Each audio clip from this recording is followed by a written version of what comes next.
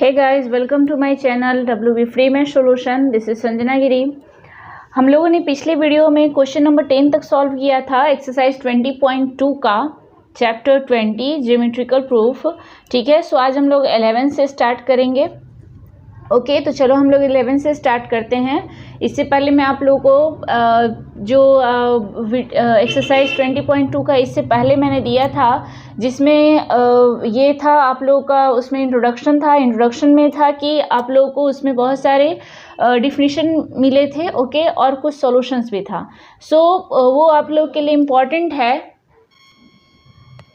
सो आप लोगों को वही सब टर्म्स यहाँ पे मिलने वाले हैं। सो प्लीज़ आप लोग ध्यान से देखना, वीडियो को स्किप बिल्कुल नहीं करना। ओके, तो चलो बनाते हैं क्वेश्चन नंबर 11 से।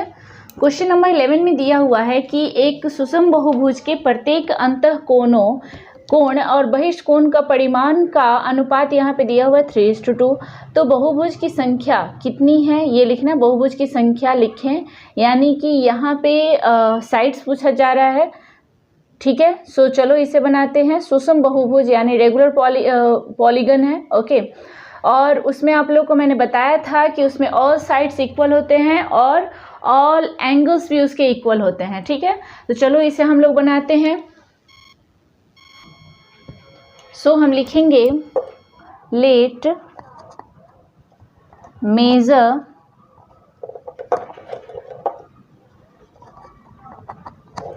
measure of one interior angle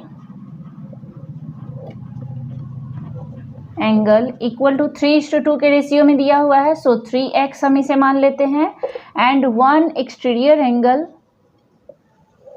angle of a regular polygon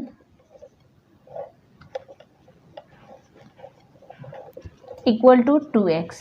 ठीक है, सो यहाँ पे हम लिखेंगे so sum of ratio equal to क्या हो जाएगा, 3x प्लस 2x हो जाएगा, दैट इज यहाँ पे हो जाएगा 5x। ओके, अब एक फॉर्मूला होता है, मैं आप लोगों को बताना चाहती हूँ, होता है मेजर्स ऑफ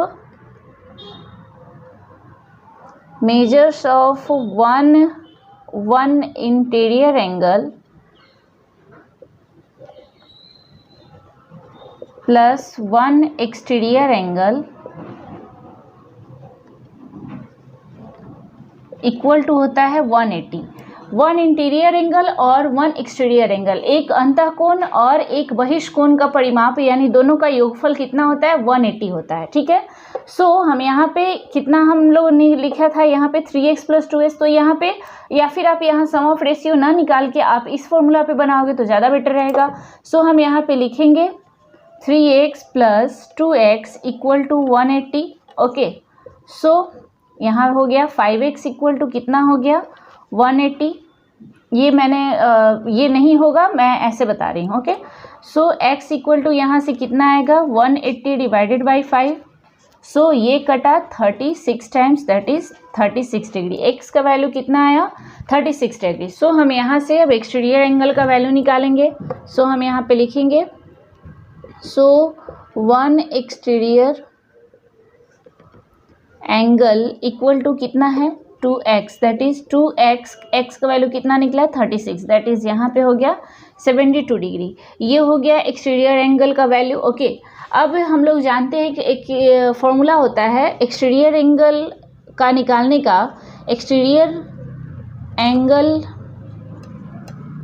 यदि निकलता है कैसे, मैंने आप लोग को पहले भी दिया था, 360 डिग्री बाई n, ये वाला फॉर्मूला मैंने दिया था। ठीक है, एक्सटीरियर एंगल इक्वल टू इतना होता है। तो हम यहाँ से n का वैल्यू निकालेंगे। n क्या होता है, साइड्स ऑफ पॉलीगन, तो यहाँ पे हमें वही निकालना है। सो n इक्वल टू यहाँ क्या हो जाएगा, 360 by exterior angle. Okay, so यहाँ पे हम 360 बाई एक्सटीरियर एंगल का वैल्यू कितना निकला है, तो 72 डिग्री निकला है। सो हम 72 डिग्री यहाँ पुट कर देंगे। ओके, सो यहाँ आ गया 5। Okay, so n equal to कितना हो गया, 5। सो ये 72 डिग्री है ये। सो n इक्वल टू 5। n क्या है, हम लोग n क्या है हमारा, तो ये है नंबर ऑफ साइड। सो यहाँ लिखेंगे number of sides of polygon equal to कितना आया 5। ये रेगुलर पॉलीगन भी यहाँ लिख सकते हैं, regular polygon equal to 5, that is the required answer. तो ये हो गया हमारा क्वेश्चन नंबर 11। ओके, अब चलते हैं हम लोग क्वेश्चन नंबर 12 पे। क्वेश्चन नंबर 12 है, एक बहुभुज के अंदर कोणों का मान परिमाप का योगफल टोटल का दिया हुआ है, यहाँ पे 1800 दिया हुआ है, ठीक है। सो बहुभुज की भुजाओं की संख्या लिखें। आप लोग जानते हो कि फॉर्मूला क्या एक होता है, sum of measurement of all angles of all interior angles equal to क्या होता है, तो 180 n-2 इंटू 180 होता है, ठीक है। सो हम यहाँ से हम लोग क्या करेंगे, यहाँ हमें भुजाओं की संख्या पूछा गया है और ये टोटल एंगल्स का वैल्यू दे दिया है 1800, ठीक है, 1800। तो हम यहाँ से n का वैल्यू निकालेंगे, कैसे, तो 180 से इसको, या फिर हम 180 को इधर ही लेकर चले जाएंगे n-2, और ये जो 180 है तो इधर आ गया 180, ठीक है। तो ये कितना बार में कट गया, 10 टाइम्स कट गया, ठीक है। सो n-2 इक्वल टू 10 आया। सो n इक्वल टू कितना हो गया, 10 + 2 दैट इज 12। तो ये हमारा क्वेश्चन नंबर 12। यहाँ से हम लोग ऐसे ही बनाएंगे, क्या लिखेंगे, पहले सम मेजरमेंट ऑफ, या फिर सम ऑफ मेजरमेंट ऐसे भी लिख सकते हैं, sum of measurement of all interior angle equal to कितना होता है, n-2 इंटू 180। ओके, सो यहाँ पे इसका वैल्यू दिया हुआ है, सम टोटल का योगफल दिया हुआ है कितना, तो 180 इक्वल टू इतना, 1800 दिया हुआ है, सॉरी। ओके, सो यहाँ से हम लोग ऐसे करके ये हमारा क्वेश्चन नंबर 12 हम लोग बना लेंगे। सो नंबर ऑफ साइड कितना आया, 12। ओके, तो ये हो गया क्वेश्चन नंबर 12। अब हम लोग चलते हैं क्वेश्चन नंबर 13 में। क्वेश्चन नंबर 13 दिया हुआ है, एक बहुभुज के 5 अंतः कोणों में से प्रत्येक का माप 172 है और दूसरे अंतः कोणों में प्रत्येक का माप 160 है, ठीक है। तो बहुभुज की संख्या लिखें।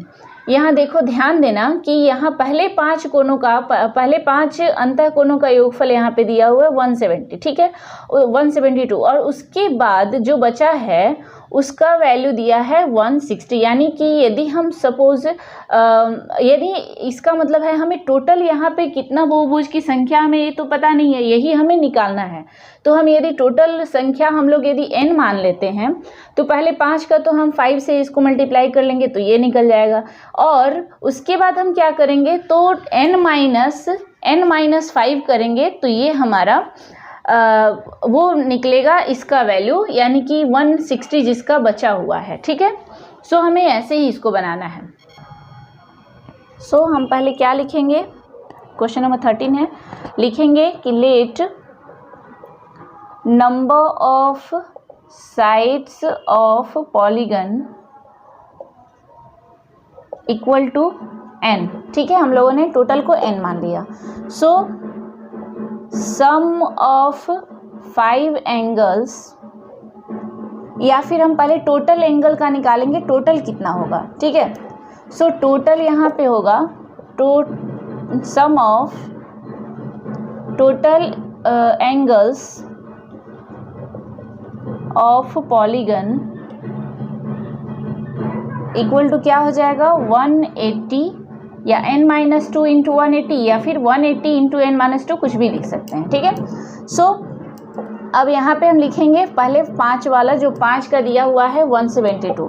सो हम यहाँ पे लिख रहे हैं सम ऑफ 5 इंटीरियर एंगल, यहाँ टोटल इंटीरियर एंगल भी लिख सकते हो, interior angle of polygon, sum of 5 interior angle equal to कितना हो जाएगा, 5 इंटू कितना दिया हुआ है, 172 डिग्री। ओके, दैट इज़ यहाँ हो गया 860 डिग्री। ओके, अब मेरा जो बचा हुआ है, जो यानी कि पॉलीगन है, हमें पता नहीं कि इसमें कितना साइड है, ठीक है, हम बस ऐसे ही हम लोग बना रहे हैं, कितना साइड है इसे हमें पता नहीं है। तो हम क्या करेंगे, ये तो पहले 5 का दे दिया है और जो बचा हुआ है उसका दिया है यहाँ पे 160। ओके, सो हम यहाँ पे क्या करेंगे, लिखेंगे other sum of angles equal to कितना हो जाएगा, n-5 होगा। ठीक है, ये हम n पहले से लिखे हैं, n मेरा टोटल है और उसमें से 5 का तो हम लोगों ने निकाल लिया। सो n-5 इंटू कितना 160। ठीक है, क्वेश्चन में कितना दिया हुआ है यहाँ पे देखो 160 दिया हुआ है, दूसरे अंतःकोणों का मान यहाँ पे 160 दिया हुआ है। 5 का यहाँ पे दे दिया है 172 और दूसरे का कितना दिया है 160। ओके, सो हम यहाँ से ये निकाल लेंगे, तो यहाँ हो गया 160 n माइनस ये हो गया 800। ओके, सो हम यहाँ से लिखेंगे total sum of angles equal to कितना हो जाएगा, ये और ये दोनों को हम ऐड करेंगे। सो 160 डिग्री n माइनस 800 प्लस 860। ठीक है, ये 5 और ये n वाला जो मतलब 160 का है हमें वो पता नहीं है। ठीक है, सो यहाँ से देखो इसमें से माइनस होगा, सो यहाँ हो जाएगा 160 डिग्री प्लस 60, इसमें से ओनली बचा 160 n, यहाँ n है 160 n माइनस 60। ओके, ये टोटल है और टोटल हमारा कितना है, टोटल सम ऑफ टोटल कितना है, तो इतना है 180 minus n 180 into n minus 2। सो इस दोनों को हम क्या करेंगे, इक्वल कर देंगे। ओके, सो हम यहाँ पे लिखते हैं 180 सम ऑफ, सो एक according to problem ATP total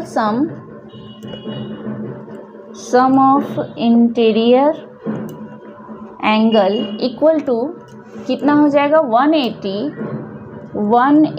into n minus 2 equal to 160 n minus 60।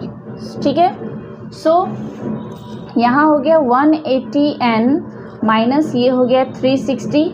Okay, और ये हो गया 160 n माइनस 60। ओके, यहाँ प्लस होगा, देखो 860 माइनस 800 दैट इज प्लस 60 होगा, सॉरी इसके लिए प्लस है। Okay, so 180 minus 180 n minus ये 160 n आया इधर। Okay, equal to 60 plus 360। ठीक है, सो ये कितना हो गया, यहाँ माइनस करेंगे तो 20 n आया यहाँ, और इधर हो गया 420। Okay, so n equal to 420 by 20। Okay, that is ये कितना हो गया 21। सो n इक्वल टू कितना आया 21। सो हम यहाँ लिखेंगे number of sides equal to 21। ये हो गया हमारा क्वेश्चन नंबर 13। ओके, सो हम नेक्स्ट क्वेश्चन पे चलते हैं। क्वेश्चन नंबर 14, प्रमाणित करें कि एक चतुर्भुज के किसी भी सन्निहित कोण के समद्विभाजक से उत्पन्न कोण चतुर्भुज के अन्य दो कोणों का योगफल का आधा होगा। यानी इस टाइप का इसका डायग्राम होगा, मैं आप लोग को बता रही हूँ। एक चतुर्भुज है, एक पैरेललोग्राम है,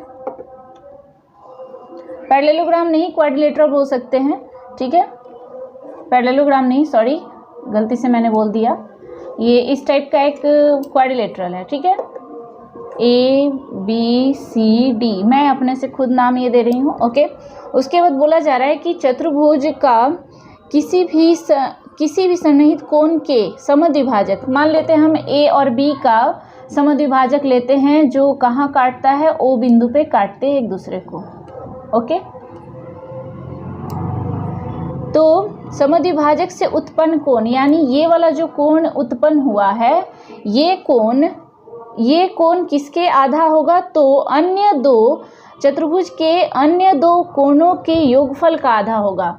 इनके योगफल का आधा होगा ये हमें प्रूव करना है। ठीक है, आपको आई थिंक आपको समझ में आ गया होगा। यहाँ बोला जा रहा है कि इनके यदि दो कोणों का समद्विभाजक से उत्पन्न कोण है ये वाला, ओके, इससे निकला हुआ जो कोण है वो इसका आधा होगा, इन दोनों अन्य दो कोणों का आधा होगा, यानी एंगल सी और एंगल डी का आधा होगा।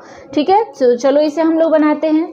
अब हम लोग जानते हैं कि एक क्वाड्रिलेटरल का टोटल वैल्यू कितना होता है, एंगल्स का वैल्यू कितना होता है, 360 होता है। यदि हम वैसे भी नहीं जानते तो हम लोग जानते हैं ना कि n-2 इंटू 180 होता है। ठीक है। यहाँ n कितना है, 4 है, 4 - 2 इंटू 180 दैट इज़ 2 इंटू 180। सो यहाँ कितना हो गया, 360 हो गया। हम लोगों ने ऐसे ही प्रूव कर लिया। और हम लोग वैसे भी जानते हैं कि क्वाड्रिलेटरल का वैल्यू कितना, एंगल्स के वैल्यू कितने होते हैं, 360 होते हैं, ठीक है।